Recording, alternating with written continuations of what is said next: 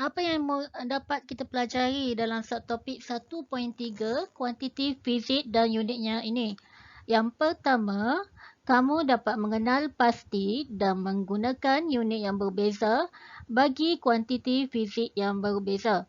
Yang kedua, kamu dapat mengenal pasti maksud simbol dan nilai simbol bagi imbuhan yang digunakan dalam pengukuran. Yang ketiga, menukar unit kuantiti asas iaitu GSIM, panjang dan masa yang seperti gram kepada kilogram, sentimeter kepada meter, saat kepada jam dan sebaliknya. Dan yang terakhir, kamu dapat mewajarkan kepentingan penggunaan unit SI dalam kehidupan seharian. Okey murid-murid, apakah dia kuantiti fizik? Kuantiti fizik ditarifkan sebagai sifat fizikal yang boleh dihitung iaitu boleh diukur dan dikira. Okay, kuantiti fizik yang sentiasa digunakan ialah panjang, jisim, masa, suhu dan arus elektrik. Okay. Untuk keseragaman penggunaan, unit sistem antarabangsa SI digunakan. Hal ini membolehkan pertukaran data dan pengetahuan saintifik dilakukan ke seluruh dunia dengan lebih tepat.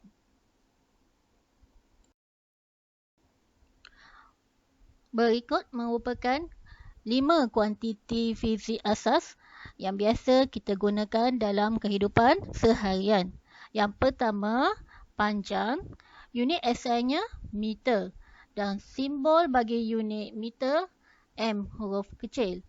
Okey, bagi jisim, unit SI-nya ialah kilogram. Okey, simbol unit kg. Bagi kuantiti masa, unit SI-nya saat, simbol unit huruf F huruf kecil. Bagi suhu, unit SI-nya Kelvin dan ditulis simbolnya K huruf besar. Bagi arus elektrik, unit SI-nya ampere, okay, simbolnya A huruf besar. Murid-murid, sekiranya nilai unit kuantiti fizik sangat besar atau kecil berbanding dengan kuantiti fizik asas, imbuhan yang sesuai boleh digunakan. Okay, lihat jadual 1.3 nilai imbuhan dan simbol untuk nilai unit kuantiti fizik. Okay, bagi imbuhan giga, okay, bentuk piawainya 10 kuasa 9 dan simbolnya G huruf besar. Mega 10 kuasa 6, simbolnya M huruf besar. Kilo, okay, nilainya 1000, 10 kuasa 3, simbolnya K huruf kecil. Bagi nilai kurang daripada 10, contohnya desi, senti, mili, mikro dan nano. Okey, nilainya daripada 10 negatif 1 sehinggalah 10 negatif 9. Okey, ini nilai sebenar. Ini nilai bentuk piawai. Okey, ini simbolnya desi, D huruf kecil, C huruf kecil untuk senti, M huruf kecil untuk mili. Okey, ini nilai mikro, simbol bagi nilai mikro, dan N huruf kecil untuk nano. Okey, murid-murid, cara mudah untuk membuat pertukaran unit kuantiti asas ialah dengan membuat garis kuasa 10. Okey, mula daripada 10 kuasa 9 sehinggalah 10 negatif 9. Okey, lepas tu kita masukkan nilai. 10 kuasa 9 giga, 10 kuasa 6 mega, 10 kuasa 3 kilo, 10 kuasa negatif 1 desi, 10 kuasa negatif 2 senti, 10 kuasa negatif 3 mili, 10 kuasa negatif 6 mikro dan 10 kuasa negatif 9 nano. Okey, sekarang kita lihat contoh pertukaran unit bagi jisim. Contoh yang diberikan, soalan 1, 1.9 kilogram ditukarkan kepada gram. Okey, sekarang kilo kita lihat dulu di mana kedudukan kilo di sini, 10 kuasa 3. Sekarang kita ingin bergerak kepada gram. Kat mana kita letak gram di sini? Kita letak kat tengah. Ini adalah unit yang memisahkan antara positif dengan negatif. Okey, ini ke kanan. Yang di sebelah ini ke kiri.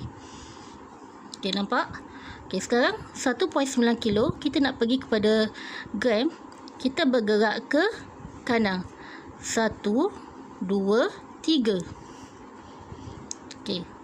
Sekarang cara yang sama juga, 1.9 kita gerakkan 3 kali. Okey, jadi kita gerakkan sebanyak 3 kali juga. 1, 2, 3.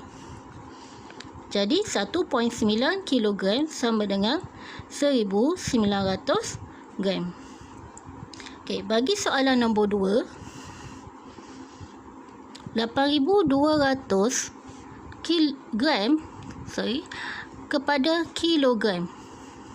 Okey, daripada sini kita nak pergi kepada kilogram. Jadi kita gerak ke kiri sebanyak 3 kali. 1, 2, 3 kepada kilogram. Jadi sama juga dengan tadi soalan, kita gerakkan sebanyak 3 kali. Okey, mula sini. 1, 2, 3. Jadi 8.2 kilogram. Okey kelas, itu cara pertama. Cara kedua, kita juga boleh buat macam ni ya. Soalan satu tadi, 1.9 kilogram tukar kepada gram. Okey, lihat garis 10 kuasa 10 ni. Nilai dari kiri ke kanan. Jika nilai unit kita nak tukar tu dari kiri ke kanan, kita kena darab. Okey. Jika nilai dari kanan ke kiri, okey, nilainya ke sini. Untuk tukarkan unit daripada kanan, nak tukar unit yang berada di sebelah kiri, kita kena bahagi. Okey, sekarang cikgu nak buktikan cara penjagaannya. Okey, nilai K. Okey, nilai sebelah sini hendak pergi ke arah kanan. Okey, dia bergerak ke kanan, kita kena darab. Jadi 1.9 kilogram. Berapa kali kena darab? Dia bergerak sebanyak 3 kali. Ataupun kita lihat sini, nilainya 10 kuasa 3 sama dengan 1000. Jadi 1.9 darab 1000, nilainya 1900 gram. Okey, bagi soalan panjang, okey, nilai yang diberi 80 meter hendak ditukarkan kepada sentimeter. Okey, kita lihat di sini meter. Okey, tadi sama juga giga, mega, kilo, desi, senti, mili, mikro dengan nano. Okey, meternya kat sini. Nilai unit asas kita pergi kepada sentimeter. Ya. Okay, kita nak bergerak ke arah kanan. Sebanyak berapa? 1, 2. 2 kali. Okey, 80. Kita bergerak 2 kali. 1, 2. Jadi 80 meter sama dengan 8000 sentimeter. Okey, ini kaedah pertama. Kaedah kedua yang diberi contoh kepada kamu, kita lompat daripada. Okey, ini kaedah pertama. Bagi kaedah kedua, okey, kamu senaraikan dulu meter kepada sentimeter, kita kena lalui meter, desimeter, sentimeter. Okey, daripada unit meter bergerak ke desimeter, kamu kena darab 10. Okey, ingat tak tadi cikgu terangkan untuk pengukuran jisim, jika dari kiri ke kanan kita kena darab. Okey, jika dari kanan ke kiri kita kena bahagi. Okey, sekarang ni meter pergi ke desimeter, daripada kiri ke kanan kena darab 10 sebab nilainya 1. 10 kuasa 1. Okey, daripada desimeter kepada sentimeter kena darab sekali lagi 10. Okey, sebab 1 je bergerak. Jadi 80 meter tadi darab dengan 10 jadi 800 desimeter. Kemudian bergerak ke sentimeter, darab lagi 10 jadi 8000 sentimeter. Okey kelas, bagi pertukaran unit masa, kamu kena senaraikan dulu atau buat dulu peta alih jam, minit dan saat.